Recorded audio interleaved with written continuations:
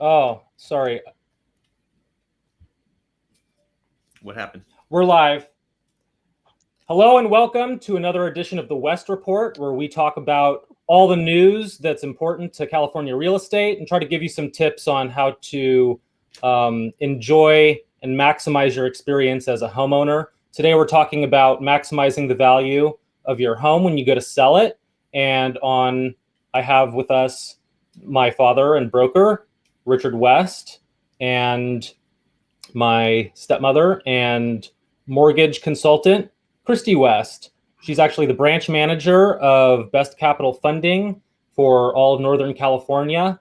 And she's going to weigh in on some of the financial aspects of our topic today. So it bears repeating that we do this every Wednesday, 11 a.m., with potentially more episodes. And on each episode, we're going to be available to answer your questions live. So if you have a question or a comment that you'd like to leave with us, go ahead and drop it into the comment section and we'll see it and try to respond. So no big surprise that home values are really high right now, and there's a lot of homeowners who are motivated to sell. So we thought this topic would be appropriate given the circumstances. And we're going to give you some tips on how we have been able to help our clients get $20,000, $30,000, $40,000 over asking price. And this is all in recent times. So, Dad, what are the most critical factors that a homeowner needs to bear in mind when they're going to go sell their home in California? Well, the most critical is, first of all, to make the right decisions to sell your home. And that's many good reasons to do that. So let's just say they're downsizing, upsizing, moving out of state, kind of the typical reasons for wanting to sell. Next thing is hire the right broker, someone who's been in the business. I suggest someone who's sold, many hundreds of homes, who has some background in it that can give you the right tips and not just read a book or a news article. When it comes to maximizing the amount of money in a seller's market, which we are in, meaning that there's too little inventory and a lot of buyers, uh, which is an easy case for us being able to get our full list price in most cases or above. Mm-hmm. We've been experiencing, our listings have been experiencing anywhere from 8 to 12% higher than our overpriced listing price. So our sellers are very happy in this market. Now that can change at any time. We actually are seeing a little bit more increase in August and September Mm-hmm. of homes being listed. Now, to prepare your home for sale, it's different in a seller's market than it is in a buyer's market. In a seller's market, I still advise having someone with experience to come out, take a look at your particular property. And in most cases, there's very few things that really need to be done, especially if you've already, in the last 10, 15 years, have already upgraded kitchen, bathroom, floors, paint, new roof, that sort of thing. But if you're dealing with a 50, 60, 70-year-old house or more, uh, a home inspection might be a really important thing to do right up front before you even list the house. Let's go Uh, into that. with a home inspector, you would have a licensed inspector come out. They spend about 3 to 3.5 hours at your home, checking everything and giving you about anywhere from an 80 to 120 page document with pictures of the condition of the property. And what's great about that is when the buyers buy your home, they're going to do the same thing. So you're already going to know what the report's going to say. And then with the help of a seasoned representative, like myself, a broker, we can advise you as to which items are the most important items to take care of. I like to start with the appearance of the front of the home because each of us have now nice cameras. You can hire photographers to come in and do a beautiful job of taking pictures, which I highly advise if you're in $1 million homes and up. If you're in the beginner homes to medium-sized homes, you know, the 350 to 850 price homes, you can really just take really good pictures with your newer cameras and phones. But when you have a video of your home, especially if it's a big estate, it's got property, it's got external buildings, swimming pool, you got acreage. It's really important to get, I think, a professional crew to come in and take your photography for you with the drone pictures, and they're always fun because your only desire is to get, or your agent's desire is to market and bring as many people to your home. Mathematically, the more people that come and see your home, the more offers you're going to get, and the more offers you're going to get, the higher the offers are going to be if the agent plays the buyer's agents against each other. That's a great point, and I just want to underscore that with the availability of high quality cameras these days, to include drone photography, there's really no excuse to present a bad image of the property that you have for sale.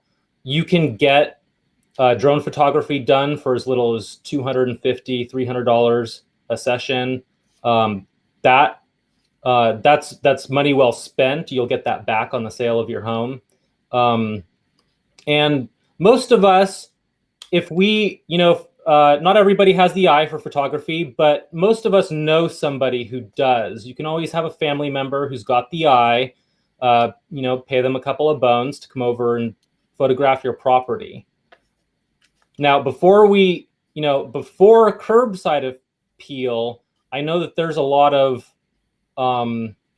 there might be a lot of sticking points on the sale of your home in as far as the buyers are motivated to go through with the transaction that aren't readily apparent. Could we talk about that for a few minutes?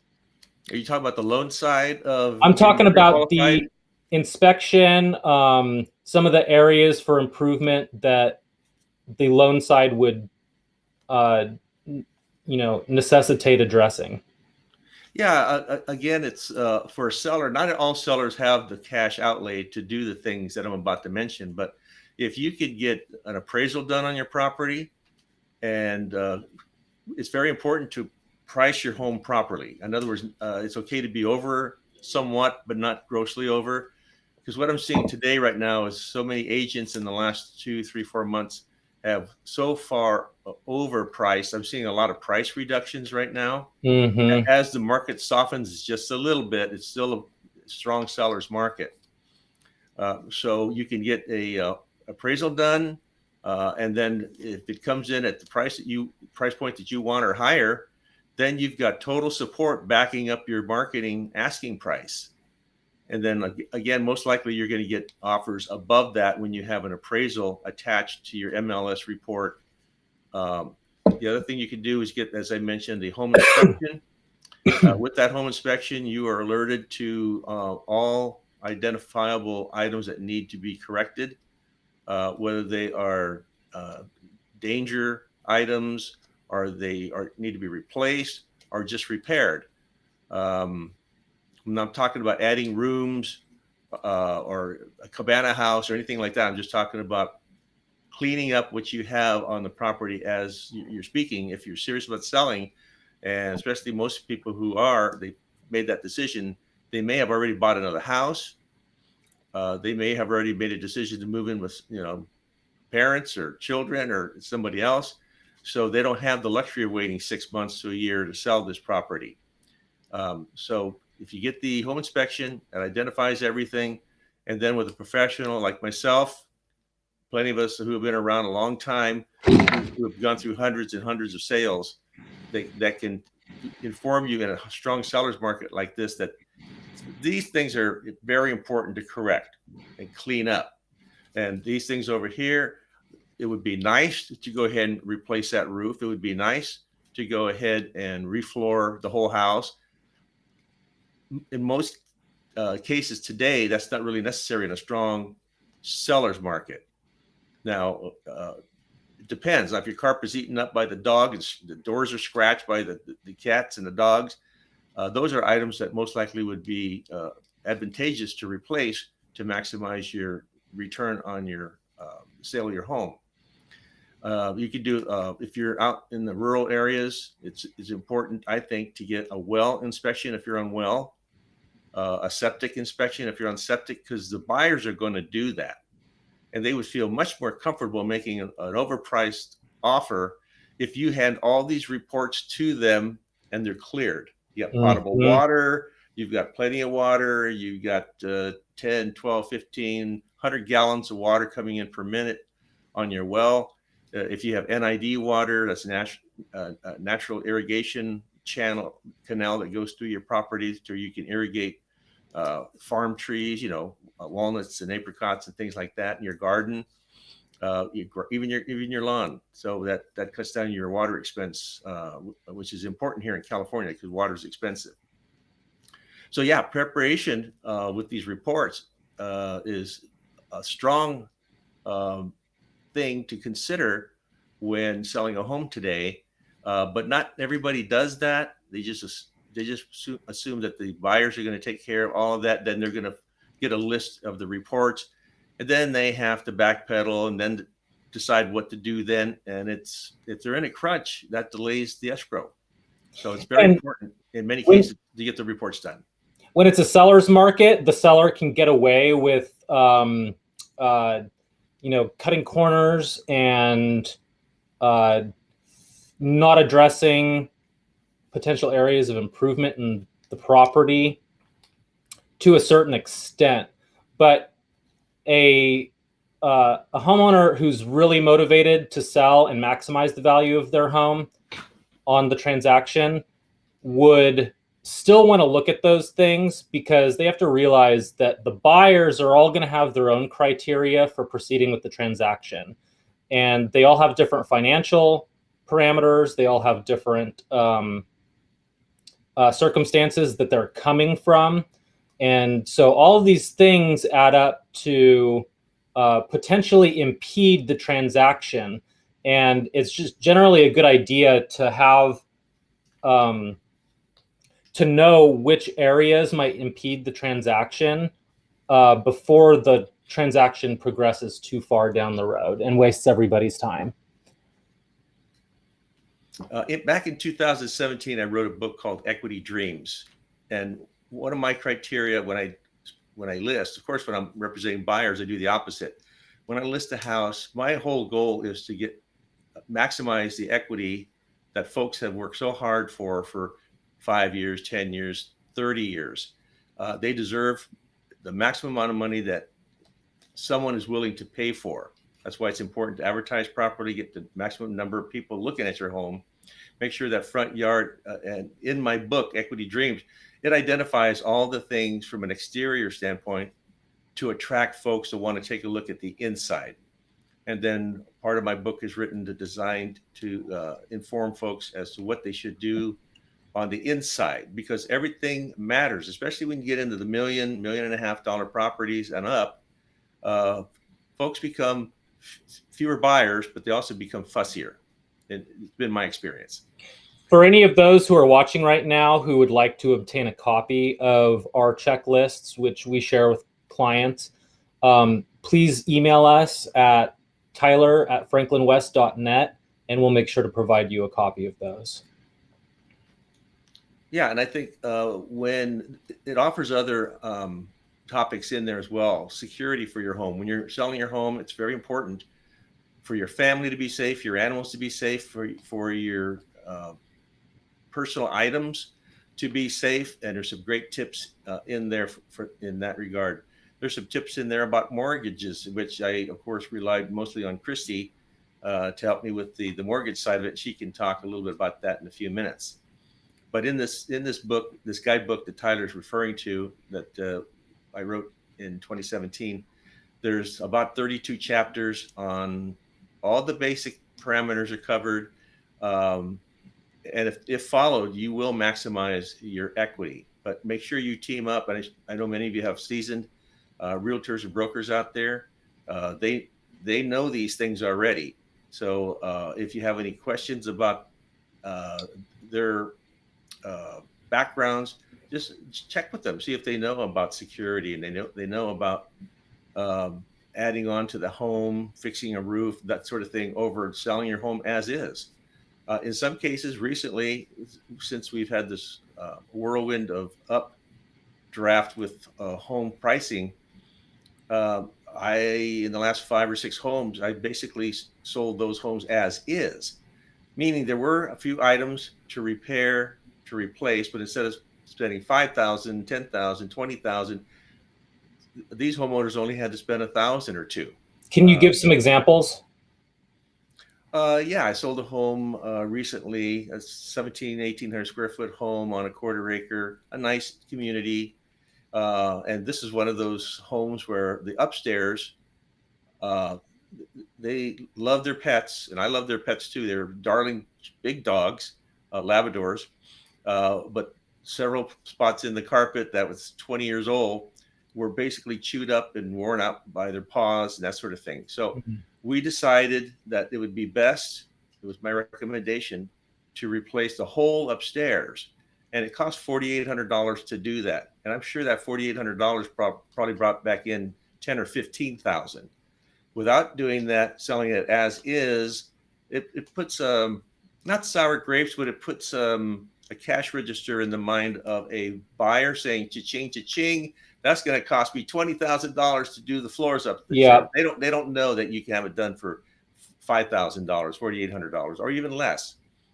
So that's a good example of not overspending in some cases. Yeah. And some of the competitors, the comparable sales that I relied on, they're comparable homes. These folks have put in $30,000, $40,000, $50,000, $60,000 because their broker, their agent, their family, their friends recommended that they do that.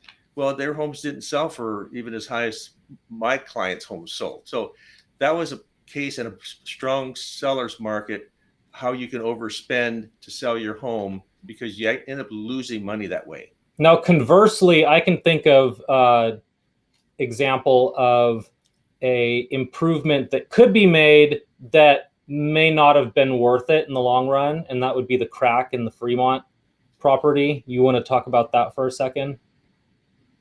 Well, about a year ago, before the big upsurge, but there was still a seller's market, strong. Now it's not. Now it's a hyper strong market. Sold a home in Fremont, 1,650 square feet for $1,650,000. This was a 63-year-old house. There were many things in that home that needed to be upgraded. The seller listened and did 90% of the item checklist that I gave them, to include the paint in the house, remodeling of the kitchen a little bit, a few $1,000s there, a couple $1,000s in paint. They did have termites, so they had to tent and remove the infestation. That was done. Dad, please hold on a second. Something changed on your audio input. Okay. When you now you sound better. Why don't you go ahead and try to continue? Is that better? Okay. Yeah. And then in the garage, because this is in an area in Fremont which was built on silt, the garage not just had fine hair cracks in it like many garages do after 20, 30 years, but it had gaping cracks, 2 or 3 of them, as wide as 1.5 inches. One side of the crack might be 1 inch higher than the other side. That I did not recommend that they replace, because that's a $30,000 item. Well, the buyers ended up overbidding, of course, at $1,650,000, but they wanted desirable area. They wanted this property there was like nothing, hardly anything for sale. We did get maximum return, but I recommended not spending the $30,000 to repair, because it took a complete removal of the garage cement, which is 4.5 to 5 inches thick. There was no rebar, and that part of the problem as to why it was cracked. Wow. And then you have to have a cement company come in, clean up, dig out, remove everything, and then relay concrete, do it right. with hardened concrete with the 6-inch rebar in the garage. That's where the weight is in your garage. So the folks who bought the property ended up paying for that, not my sellers. So my goal again is only to maximize my sellers' equity. When I represent buyers, my job is to be able to purchase that home for less. In most cases, I do for less than the asking price. It's all about the buyers and the sellers' circumstances. With with that particular case, you could get away with not fixing the thing because it was a desirable area. As I understand it, they have one of the best school systems in the area, and there wasn't a whole lot of inventory for sale. So you knew you knew that there would be a buyer with or without fixing the crack in the pavement. And it takes an experienced mind to be able to negotiate the to negotiate the parameters of the buyers and the sellers, so that way we can do our fiduciary duty to whoever the client is and make the best recommendation. Exactly. And you were a former state licensed appraiser, so that certainly gives you a leg up on what appraisers look for on the valuation of a home. And it also gives you an idea of what to anticipate. So you can go to the seller and say, hey, look, appraiser's probably going to be looking at these things, so we best address them ahead of time. Well said. Yeah, exactly right. So what are a half a dozen, a handful of items that sellers tend to overlook or want to overlook that may become an impediment to the transaction later on? I think you're asking what are the important things to do to make sure your home is in marketable condition? What are the most overlooked improvements that sellers need to make? Well, that you would draw their attention to as an experienced advisor? Well, I go for the easy things and the least expensive ones first. The obvious ones are make sure you have light bulbs that work.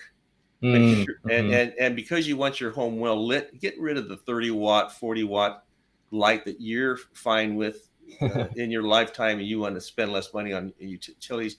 Get the 60, whatever the maximum is, and get rid of those foggy ones. Get the real bright ones that put out the light. Make that house light and cheery. Remove all your personal items. Remove them all. Take away, the pictures of your family on the family wall. Take away little baskets and things that the kids made when they were 6 and 7. You're moving, so you may as well start packing. Pack these things up. I would recommend in most cases someone get a storage facility, just like an 8x10 or even larger, and start packing your stuff away so the home looks bigger. The rooms. That's a great tip. I'd like to add, as putting on my marketing hat here, that the potential buyer needs to be able to see themselves occupying the space. So anything that's personal, anything that's personal, you want to get out of there, just to aid the potential buyer or the prospect in being able to imagine themselves occupying that space. And then, like you point out, you've got to pack and move anyways. You might as well get the process started. Exactly. If you see any mold in your bathrooms, and sometimes it's just mold on the outside of cheaply painted properties, you got to take some cleaner and wipe those moldy things off, or they're going to be picked up.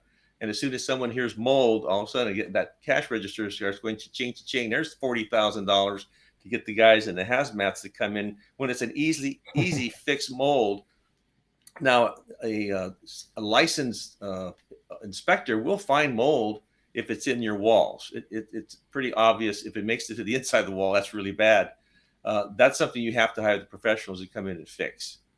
Things like the lead base ceilings, what they call them, cottage cheese ceilings.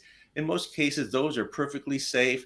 Only if you're tearing them apart are you exposing your air in the house to. So leave those alone in most cases. Those are 1960s, 1970 kind of properties. But in some cases, you may want to take them down, but don't take them down. Don't take that down just to sell your house. Take that down if you want a higher ceiling, if you want to remodify your rooms, that sort of thing. Other things you can do, again, make your house look bigger by removing. I've seen families, I've listed recently a property where it has 3 sets of couches in the family room. Well, everywhere you turn, you're touching a couch. Well, you only need 1 set. Remove those. Pack up all your clothes. Take out 2/3 of your clothes so the closet looks much bigger. Go in your pantry. Take out the tons and tons of Costco goods and store just some basics in there. Make them really neat, and then pack away those things that are durable goods, not obviously food. That's especially open food. You can give those to family or friends, neighbors, or you can just eat those over the next day or two. But yeah, you could do a lot to your home to make it look bigger, make it look brighter, cleaner. It's all in the book that Tyler was telling you about, and I highly advise that you contact us there and request a copy of that book, because it'll take care of 95% of the things that are possibilities of what you should do. Mm-hmm. Before we get into the financial side of things, I want to talk about some very low-cost improvements that people can make to their yard. This goes back to curbside appeal, and even in the backyard, people are going to be imagining themselves with their, holding family gatherings back there, or taking some leisure time in the morning with their cup of coffee, with their pets, playing with their pets. If it's a large enough yard, playing sports back there or using the pool. So how important is it to dress up the yard before the sale? It's very important, although it's secondary to actually third place. You want that front yard to bring people into the home. That's the key. And once you bring them in, make sure that when they come in the home, that they're very impressed with it by seeing how clean it is, how the doors don't squeak, how the faucets work. Because people are people. They're going to go in there, going to turn on your faucets, flush your toilets, open up your cabinets. If you got a couple of drawers that don't work, they're hard to open and close. It doesn't bode well, because people think, well, man, if that's a problem, this place wasn't very well taken care of. The house next door that spent the extra $15,000-$20,000 might have had all those things taken care of, and they're going to buy that house. Backyard is very important. Easy things are very inexpensive things to do, and get someone to come out to your backyard. You've got a fence, probably got some broken boards, fix them. If your fence is leaning anywhere, unlean it. Have a subcontractor, handyman come out, and fence guy fix it. Your fencing, most 95% of fences out there were never covered with paint or a stain. They're just the original wood, and if they're more than 10 years old, the sun has bleached them to where they're just a smoky, dirty, brownish gray color, and they have a layer of dirt on them. Have someone with a water blaster come over, water blast your fence, water blast, you'd be surprised, water blast your patio and sidewalks. Sometimes you have no idea how beautiful those driveways are. It transforms the front yard. Exactly. It really does. Homes and for those of you who are listening, we go above and beyond for our friends and referrals. We don't do this for every client, but there are clients for whom we will go and we'll help them go through the checklist and water blast the pavement, put in ground covering, some high contrast ground covering. That seems to be a real attractive addition to the property. Put in a few plants, This is all stuff that you can also obtain your friends and family's help to do. So Absolutely. there really is no excuse not to do it. I just wanted to add that because it's, I've seen how much of a return on your effort these little improvements can make. And ultimately, at the end of the day, I think most buyers want the house to be move-in ready. Despite what they say, despite them imagining they're gonna, replace the fence themselves, make all these additions themselves, especially if they have a family and they work full-time for a living, they want it to be move-in ready. So in as much as you can make it easy for them to say, yes, this is the property I want, then you're going to be selling your house when your competitor, the other homeowner down the street, is the second option. Probably only 25 or 30% of, and it's usually the husband or the man of the house that's a little bit of a handyman. But the other 75%, you're exactly right. They don't know how to fix a toilet. They don't want to change the seal in the floor of a toilet. They don't know how to fix the plumbing leak in the kitchen or the utility room. They don't even know how to hook up washer and dryers in many cases. That's not I'm not making fun of people. I'm just saying very few people want to deal with 100 items that could be taken care of that are easy, inexpensive to do when marketing your home. Yeah. So make it move-in ready, and to complete the exterior backyard that we were talking about, along with the water blasting. If you, Christy will talk more about this, depending on the loan that the buyers that you've agreed to accept their offer. There's going to be some requirements over and above that. It's not whether if you want to do that or not. You have to repair and replace some things. So Christy will get more into that when she talks about the FHA and VA. Any final comments before we bring Christy in to discuss that? Just get a seasoned broker to work with you. Most of the time they pay their own commission because they make enough money over the average that really just pays their commission. Now, everybody pays a buyer, and you want to do that. You want to offer a buyer's agent. Otherwise, nobody's going to send their clients to you. And 90% of the people still work with buyer and seller agents. So read that book that Tyler will provide to you, and it will guide you to maximize your equity in your home when you go to sell it.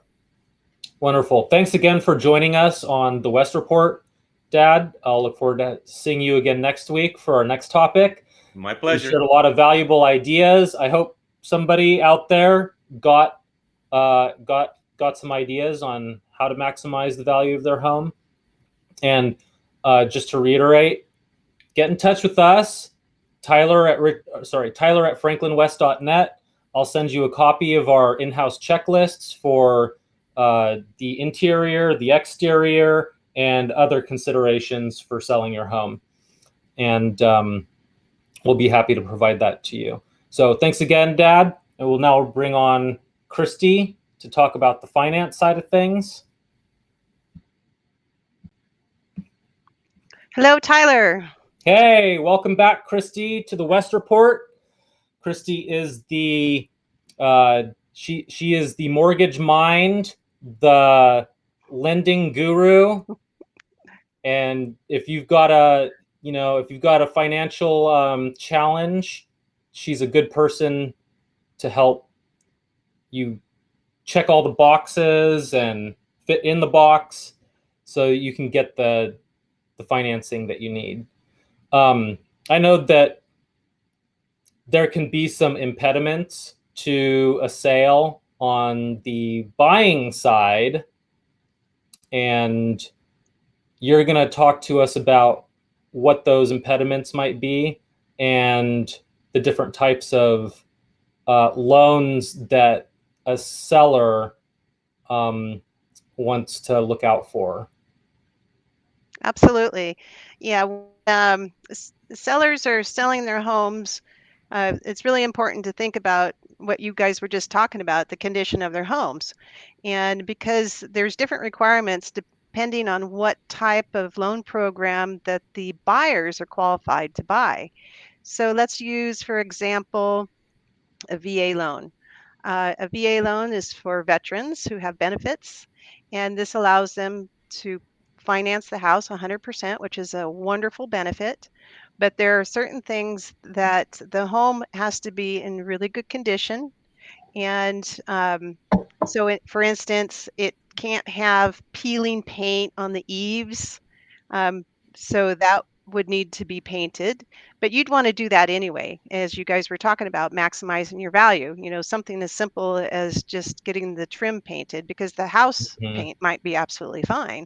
Yeah. The other item that's really important regarding VA loans is you were talking about home inspections and,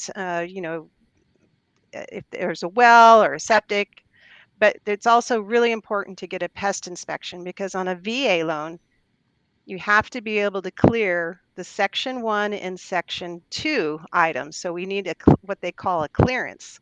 And for those who don't know what a Section 1 or a Section 2 is, Section 1 is basically things that need to be repaired right now, like dry rot, or maybe an infestation. Maybe like the Fremont house, they needed to tent it for termites. And you want to figure that out before you put your house on the market because you don't want to get into a sale and go, oh my gosh, I got to do this. And now it's delayed. And if you're buying a property and you're in escrow with that just causes a lot of stress for everybody involved.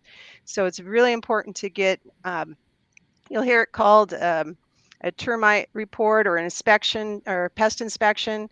It's not just for pests, and not all pest inspection companies do these type of reports. But your realtor would be able to advise you or help you with that as far as getting that done. And that's relatively inexpensive to have that service done. Basically, it's about, I'd say, $150 to have them come out and inspect your home and see if you have any dry rot. Now, a Section 2 item is like something, maybe a drippy faucet. It's something that should be repaired, um, and the VA loan is going to require it on the buyer side. And Okay. so just if as far as if you want to maximize the most people that can see your home, you want to be able to offer to, people who have conventional loans, people that have FHA loans, and people that have VA loans. It is what I think is the best, because if you're just limiting yourself to conventional or cash, then, not as many people are going to be able to make an offer on your home. Yeah, you're limiting your range of prospects. Yeah. The other thing that's really important regarding loans, and this is for all loans, like conventional FHA, VA, because it's health and safety. You have to have a smoke alarm in your homes. A smoke alarm in each bedroom. So get that done. It's fairly simple. It probably already is done. And the other thing is the carbon monoxide detector. This one's overlooked a lot. And it needs to be on every floor. So if you have a 2-story house, you need to have one upstairs and one downstairs. The other thing that's important for all these loans is the hot water heater. You're like, oh, okay, it's strapped. Well, it needs 2 straps. So these things, if an appraiser comes out and you're missing a smoke detector and carbon monoxide, and maybe you only have 1 strap on the hot water heater, that appraiser is going to have to come back out. Those things are going to be done because those are considered health and safety issues.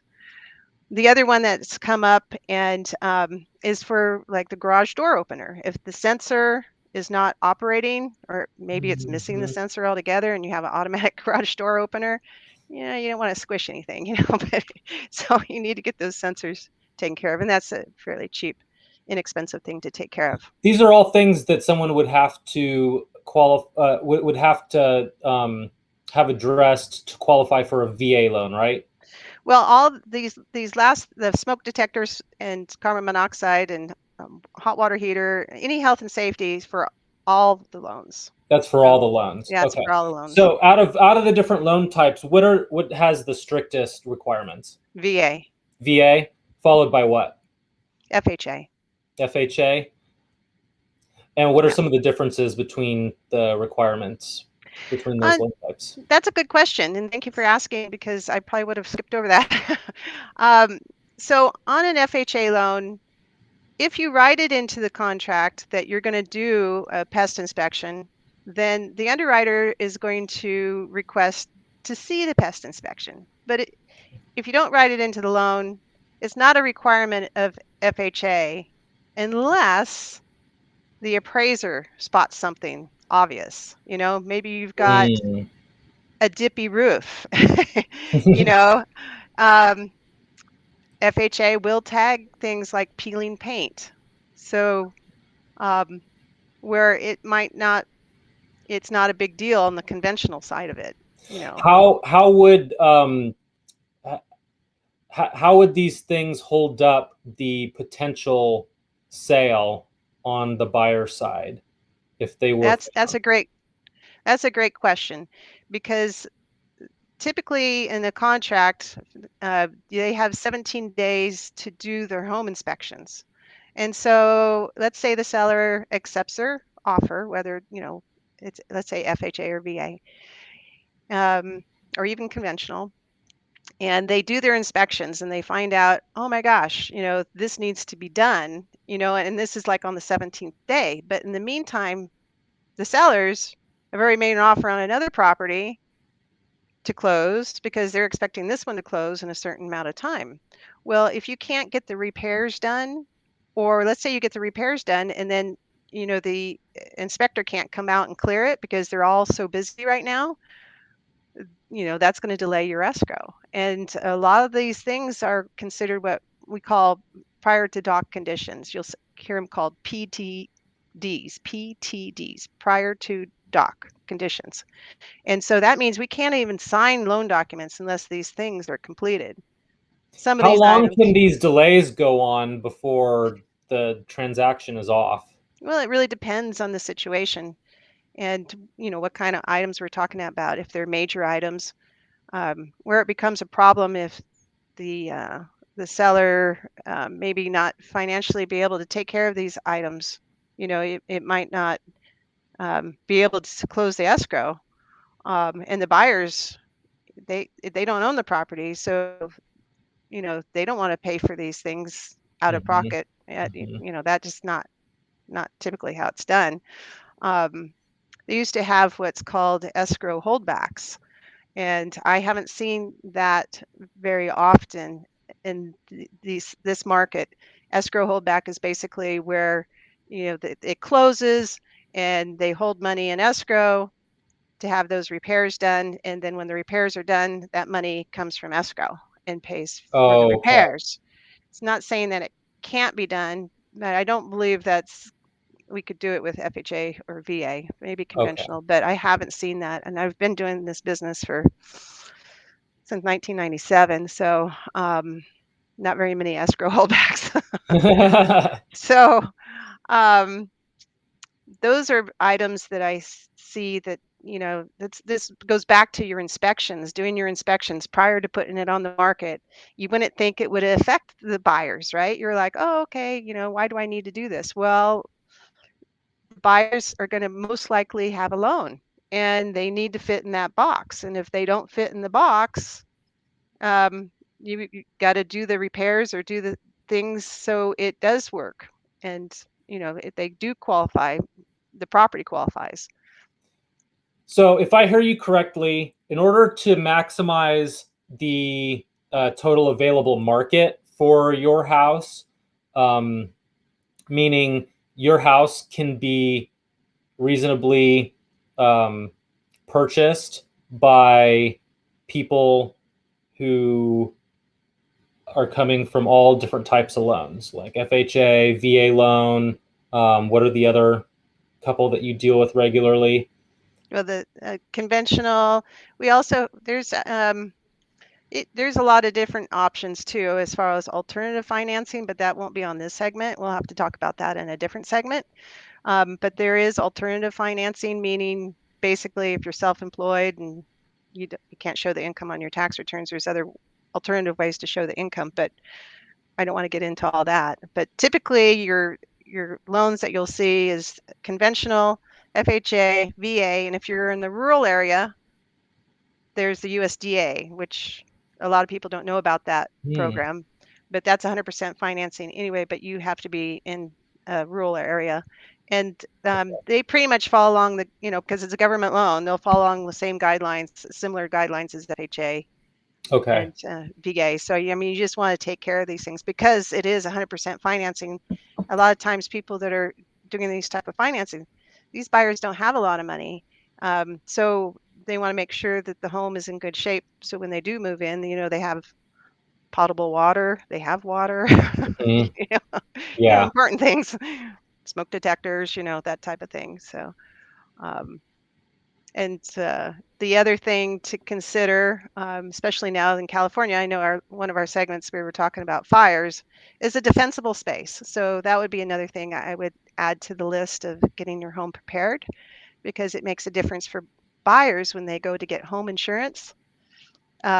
Some insurance companies won't insure, if there's a bunch of brush around the house, and that kind of makes sense right now, doesn't it? And I don't want to make any assumptions, but what is a defensible space in this Well, context? yeah, that is a good question. I think you can look that up per your county and Okay. find out what the defensible space requirements are. Certainly, if you're up in the foothills and on top of a hill and you got trees lined, I don't know. I can't answer that question, but Okay, but do you think it's by county? yeah, and probably by county. Okay. Yeah, definitely Is there something to look up. anything that we didn't cover that we should have? One thing I'd like to talk about is decks. Decks are usually overlooked, and sometimes, if they're made, well, most of the times, if they're made out of wood and it's an old deck, it's going to have what we call Section 1. There's going to be probably some rotten wood there. Those can be a big ticket item. The other thing regarding decks is, maybe somebody built a deck and it's maybe 18 inches off the ground. Conventional loan, not so much. FHA, they're going to want a rail on that deck. So there's certain things that, if you put a deck out there, they call them health and safety issues. So decks can be something that you definitely want to look at. Okay. But if you get inspections done, then, you'll know. So If any of you out there are wondering how you should improve your home, what improvements need to be made, and need somebody to, bounce ideas off of, go ahead and give Christy a call. Give him your number. The best number to reach me at is my cell phone number. So you can also text to this number, and that is area code 916-995-9324. And you can also email her at christy@christywest.com. And we have a variety of in-house resources that we can make available to you if you're seriously considering getting your home ready to sell. So, or you're considering buying a home. I think we're going to call it for this episode of the West Report. Thank you, Christy, for sharing your wisdom with us and your experience. And I'll look forward to seeing you on next week. Sounds good. Goodbye, everybody.